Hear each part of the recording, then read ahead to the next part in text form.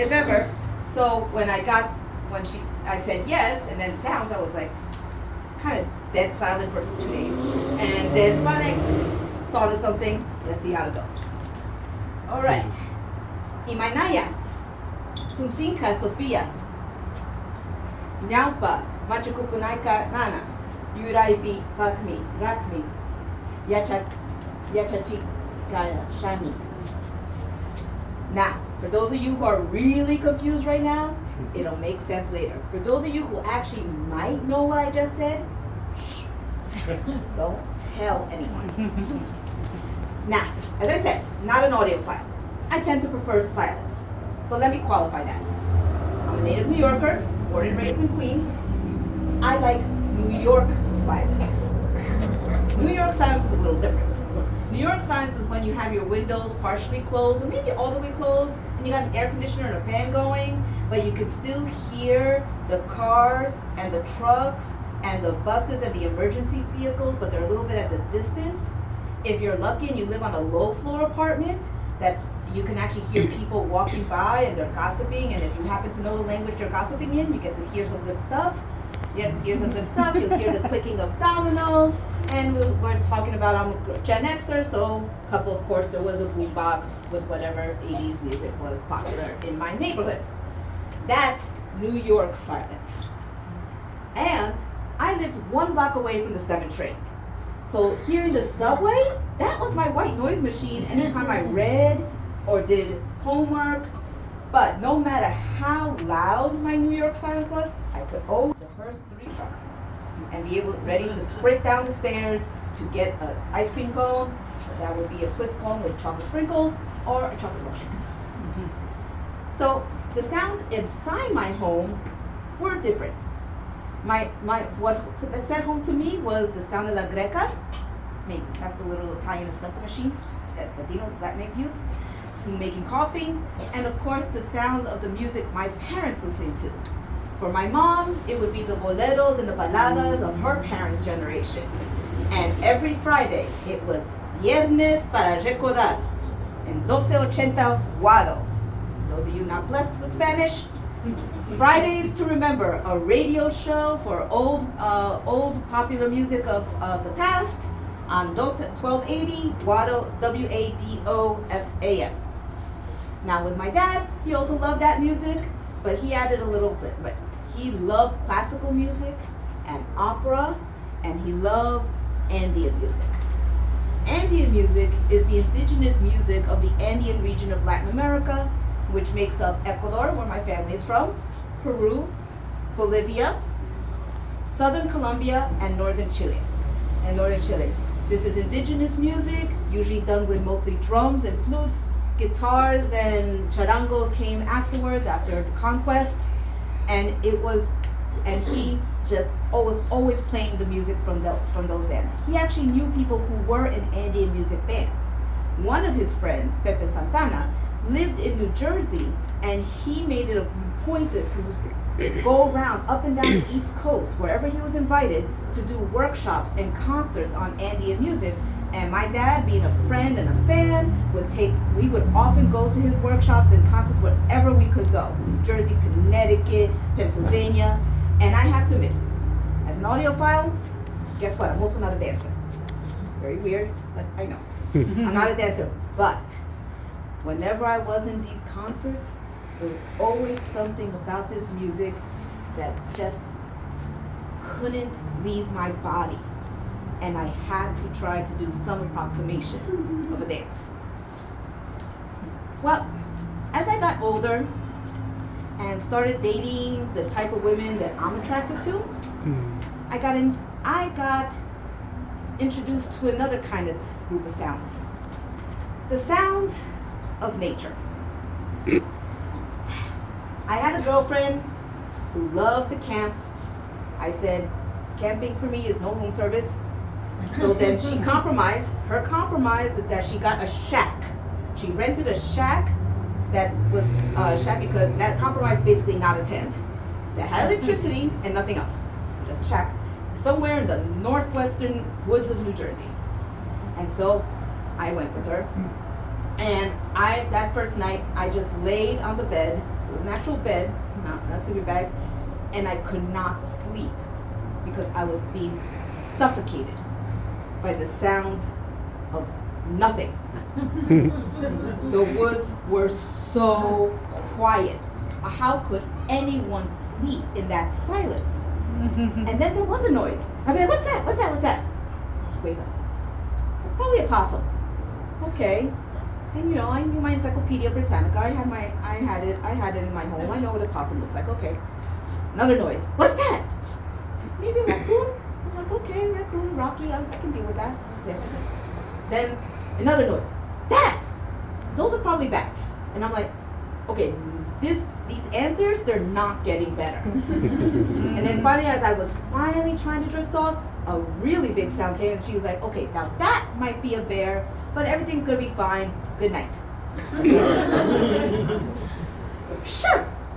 So I just sat there wondering if I should write my will and testament in the dust on the floor. So, or will the bear like wipe them out? And I just look at her sleeping and I'm like, thank you, honey. I feel so much better now. The second and last time I went to the shack, I brought along a 13-inch color television with an antenna, ostensibly because the New York Liberty that day were in the playoffs. And just so you know, I don't like basketball, but I wanted that television. It worked. So, fast forward a bit, it's 2019.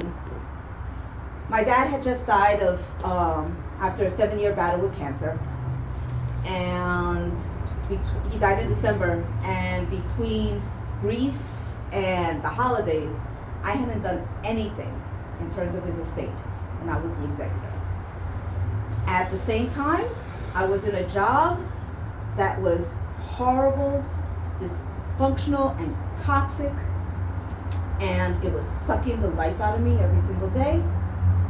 And the marriage that I was in with a wonderful Puerto Rican butch audiophile was coming to an end, and we were really running on fumes. So I made a plan. I was gonna quit the job, join a friend of mine in a private practice, get another part-time clinician job, save up some money, have some time to finish the estate stuff, and in a couple of months have enough money to get a little sublet to give me and Maribel some space so we can start ending our marriage amicably and move on with our lives. And then after a couple months in the sublet, I'll be healed enough to be able to get an apartment and start my new life. So put in my notice, and my last day of work was March 2nd, 2020. Yeah, by the reaction by some people there, we all know what happened in March 2020. Pandemic. So, I quit the job, no job. The part-time clinician jobs, up in the air because in the first few months, they hadn't figured out the whole telehealth thing. Sublet, definitely not happening. My grief support group that I was so looking forward to became a conference call. Didn't satisfy me that much. And the best part, I was now in lockdown with my spouse, my soon-to-be ex-spouse, and our anger, resentments, and feelings of the last 20-something years of our relationship. What a way to start a lockdown. So, it actually turned out a little better than I thought.